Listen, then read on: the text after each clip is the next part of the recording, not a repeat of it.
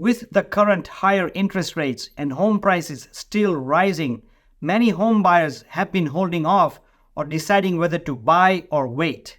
But with mortgage rates easing and inventory rising sharply, is now the right time to buy or should you wait? Let's explore the pros and cons of waiting to buy a house. Recently, the Feds cut the federal interest rate by half a point, which was significant, and they are anticipated to cut another 0.25 or up to a half a point. Because of this, the mortgage interest rates have fallen and they are expected to fall further. Just last week, the rates were 6.5%, but a few weeks ago, they were down to 6%, and almost 6, 7 or a year ago, they were as high as 7.5%. So yes, the interest rates have been very high, and that affects the affordability of the potential home buyers. Hopefully with the lower interest rates and the higher inventory, more people will be able to buy homes. Let's look at this chart which shows the average 30-year mortgage. As you can see, the current rate is about 6.5, 6.7%, and the 30-year average for the last 30 years have been 5.7%. So if you look at it, yes, we are much higher than 3 years ago where they were as low as 3%, but currently it's 6.5%, and it is above the average rate of 5.7%. So considering that, it's not a very bad interest rate to consider. Interest rates play a big role in home affordability, more than even the home price itself. A half a point drop can make a significant difference in how much your payments are and how much interest rate you will pay over the life of your house. Let's take an example. If we take a typical home, let's take as an example this home in Texas. It's listed for $450,000, and if we assume that you're going to put $50,000 down, so you have a loan of $400,000. So on a $400,000 loan amount at 6%, as you can see, your principal and interest will be $23.98 a month. This is assuming it's a 30-year fixed-year mortgage. On a 6.5% loan, your payment jumps to $25.28 per month. This is principal and interest. And at 7%, your principal and interest jumps to $26.61 per month. So as you can see, half a point, 1 point makes a big difference in your monthly payment and even in getting qualified. But here's another thing that you have to look at, which a lot of the buyers don't look at. Over the life of the loan, if you keep this house for 30 years, one, you're paying $450,000 for the house. But on top of that, if you keep the house for 30 years at 6%, you pay additional $463,000 on this house. At 6.5%, you pay an additional $510,000 on the house. And if at 7%, you pay an additional $558,000 on top of the $450,000. Now, obviously, one of the things that we would recommend to you that if you have 6.5%, 7%, and when the rates drop to 5.5 or 5 or 4.5, we would highly recommend that you refinance. And a lot of the homeowners do refinance. So technically speaking, you will drop your payments if you did buy at higher interest rate and you did refinance at lower rate. So that's an advantage. The future of mortgage rate is uncertain, but thank God they've come down from 7.5% to almost 6%. And we do anticipate, depending on what the federal funds rate do, if they drop, then the mortgage rates will go down further. And we hope that happens, especially after elections or just before elections coming up. The other significant impact that has on your affordability is, of course, the prices of the home. Prices of the homes have been rising and rising and rising very sharply for the last 10 years, which has never happened historically. But there is an increase in inventory we have seen in a lot of states like Texas, Florida, even California, and nationwide. There has been an average increase anywhere from 20 to 40% nationwide. If you look at the September 2024 inventory, there are 940,000 homes for sale, which is still very low compared to 2020, where the home inventory was about 1.2 million homes. So the inventory is low, but it is much higher than what it was in 2023, where it was down to 700,000 in September. This is comparing September to September. One thing you want to consider is look at both the interest rate and home prices, what they are doing, and then decide what you would like to do. This housing market has been very erratic and very unpredictable. For the last 10 years, prices still seem to be increasing. So a word of caution, yes, there is more inventory. Yes, interest rates are going down, But look at this chart. This chart shows what is the prediction of home prices in the next 4 or 5 years. As you can see, in 2024, they expect a 4.73% increase in home prices over 2023. And this is compared December to December. In 2026, they expect a 3.9% jump from 2025.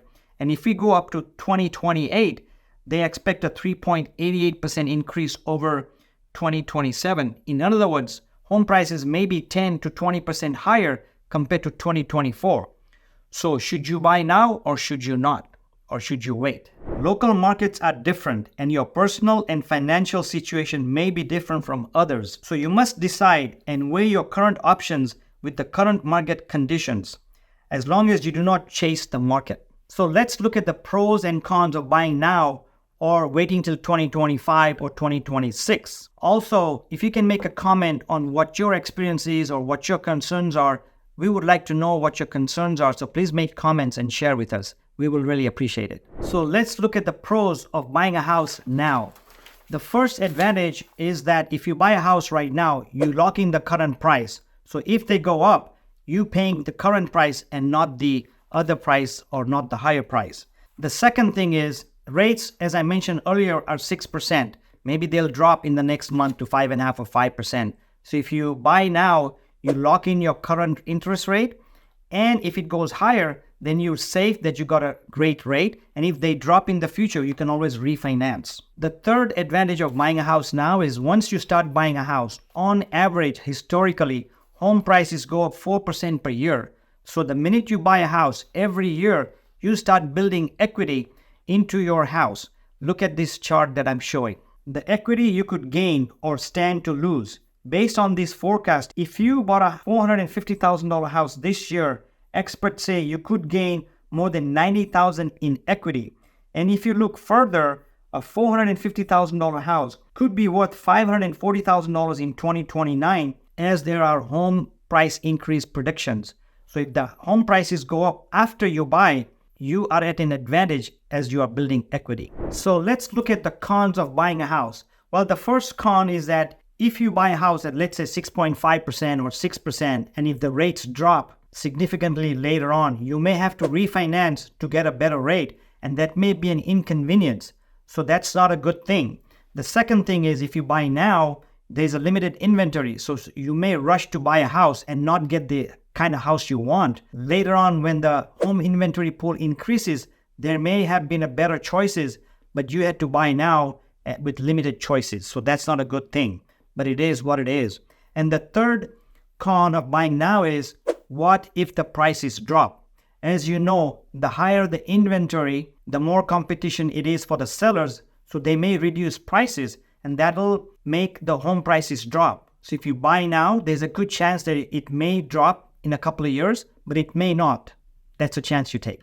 Next, we will talk about the pros and cons of waiting to buy until 2025 or 2026.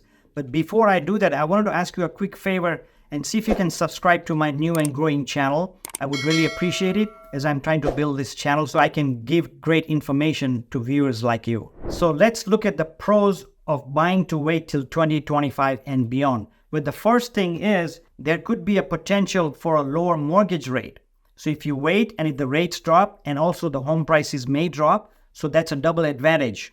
So by waiting, rates may drop, home prices may drop. And the third thing is the inventory may go up. So you have a lot more chances for waiting should those three things happen all at once. That'll be a great deal for you. The other advantage of waiting is that if you do not have enough down payment or want to save more money for closing costs or moving costs and down payment, this gives you more time to save up for a bigger down payment to help you reduce your loan amounts. Let's look at the cons of waiting to buy a house. Well, the first thing and very obvious thing is, what if the interest rates go up? They could go down, they could go up. If it goes up, then the house will cost you more and you may have to buy a lower priced home should you not qualify. The second risk you take is that the home prices may go up. Chances are they're going to go up, but who knows? So two things happen that'll really make you not afford a home. One, if the interest rates go up, at the same time the prices go up, then instead of qualifying for a $450,000 house, you may just qualify for a $400,000 house. So you get a lesser house with a higher interest rate and higher home prices. And as we know, there is no guarantee that the Feds will reduce the interest rates. They did reduce it two weeks ago or 3 weeks ago. They may reduce it again. But what if they increase it again in 2025, depending on what the inflation is doing, depending on what the economy is doing? So we don't know what it is and no one can predict it. The other disadvantage of waiting to buy is as you are paying rent, that money is gone. If you're paying $2,000 a month rent or $3,000 a payment rent, it's pretty much gone. Whereas if you buy a house and your mortgage payment is $2,000 or $3,000, one, there is an advantage of paying that $3,000 because portion of that $3,000 goes towards your principal. So while you're renting, that money is gone. While you're paying your mortgage, you are collecting principal as well, which is a big advantage. And the other disadvantage of not buying a house is that, again, coming back to the rent, with the rent, there is no tax advantage. When you make your mortgage payments or when you own a house, you get tax benefits on your interest payment. And because you pay property taxes, that is also deductible or could be deductible. So that is also a tax advantage. Consult with your professional, consult with your realtor, and they will give you more information on it. On that note, if you're looking for a local realtor, I have a big database of expert realtors. Real estate market is hyper local. So if you want to talk to a local realtor just to get the information or what's happening in your market, so I'll be glad to refer you to a local agent, even if you just want to talk to them. Make a comment below or direct message me. There's a lot of information, a lot of numbers that I've been giving you, but hopefully this will be important and informative to you. I also did a video which says why you should not buy a house. So if you want to watch that video, the link will be towards the end of this video channel. The decision to buy now or wait depends on individual circumstances, including financial situation, location, and long-term plans and goals. And remember, the market is hyper local. When I talk to my clients or potential buyers, I always tell them to buy when they are ready, willing, and able to buy, which means that you are able to qualify for a loan, you are ready to move, whether it's relocation or you want a bigger house or a smaller house, or you want to move near your family, and you are willing to buy, ready, willing, and able to buy. You have the qualification, you have the down payment. One thing that I tell my clients or my buyers is that do not chase the market. If you are not buying because you think the prices are going to drop or the interest rates are going to drop and you will buy at that perfect time, there is no such thing, because nobody can predict the interest rates, the home affordability, or even your job situation. Maybe your family is working together and one of them loses a job, then you may not qualify. So the best time to buy, as I always say, is buy when you are ready, willing, and able to buy. It's important to assess personal financial situations and the market conditions when deciding whether to buy now or wait.